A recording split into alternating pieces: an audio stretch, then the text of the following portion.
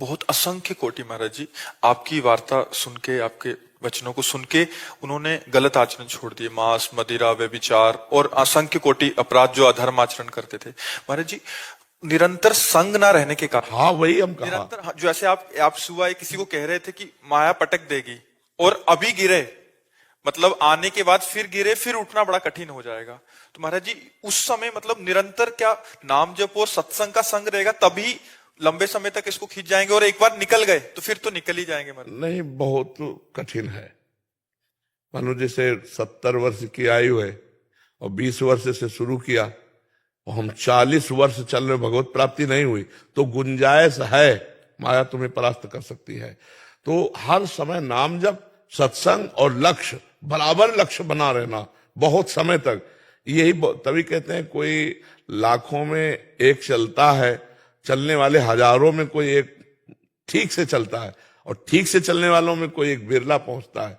बिरला पहुंचता नहीं, इतने मनोरंजन वाटिकाएं हैं कंचन कामिनी कीर्ति की कि उसी में जीव गिर जाता है। जैसे उसने कभी भावना की कि अगर हमें ये सुख मिलता तो जी भर के भोगते, और भजन कर रहा है तो पहले भगवान नहीं मिलेंगे, पहले उसके सामने वो सुख आएगा जो उसने चाहा है। ये पक्का है महाराज, पक्का 1000%।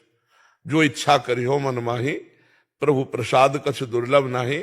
जब रावण ने लात मारा था तो कहा नहीं था विभीषण जी ने, लेकिन सोचा था कि मैं जा रहा हूं राम जी की शरण में, तेरा नाश करवा के इसी सिंहासन पर बैठूंगा।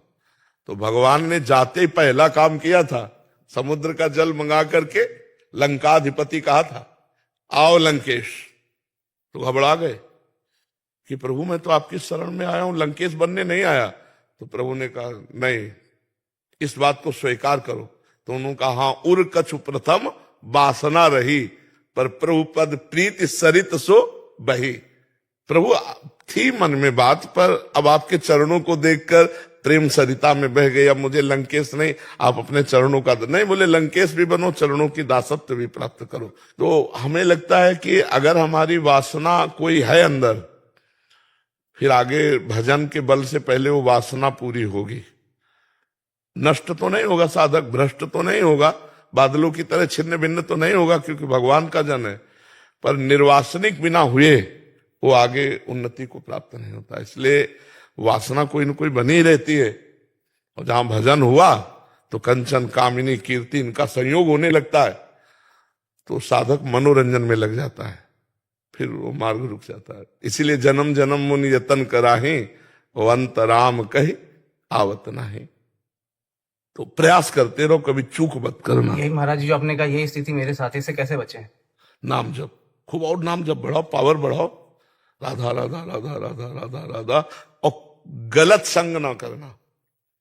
राधा राधा कहते हुए भी यदि गलत संग करोगे, नारद जी से प्रश्न हुआ कस तरति कस तरति कस तरति मायाम, कौन तर जाता है, कौन तर जाता है, माया से कौन तर जाता है? तो बोले यो महानुभाव सेवते, यो संगास त्यजति, यो ममतास त्यजति।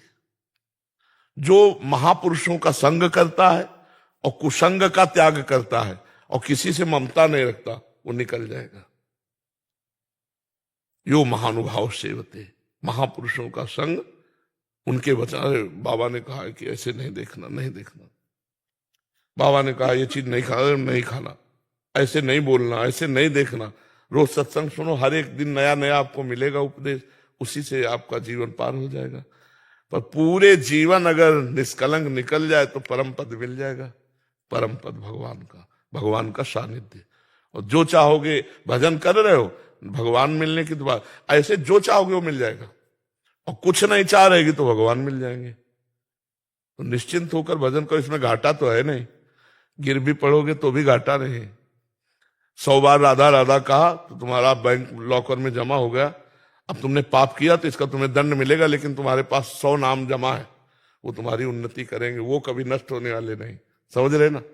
हाँ, खूब इसी लोभ से नाम जप करो, नाम बढ़ाओ। महाराज जी यहाँ तो हम सब साधक जन आपके सानिध्य में है, तो आपका शासन है।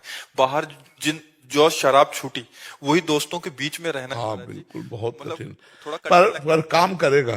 देखो कल एक नहीं कह रहे थे कि अरे बोले अब जहां शराब पी ले कि या कुछ कर ले, सोचो तुम छा जाते हो हमारे दिमाग में, डर पैदा हो जाता है हमारे हृदय में कि यार, तो बोले जहां हम गलत सोचते हैं करने की, सोच तुम छा जाते हो दिमाग में, लगता है यार बाबा जान जाएंगे।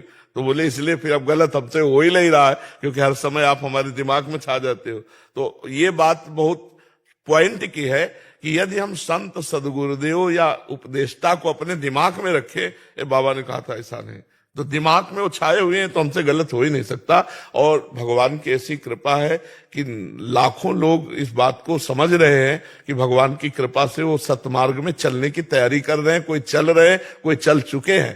तो इसमें घाटा नहीं होगा, क्योंकि भगवान ही चलाते हैं, अगर वो ना चलावें तो अपने लोगों की ताकत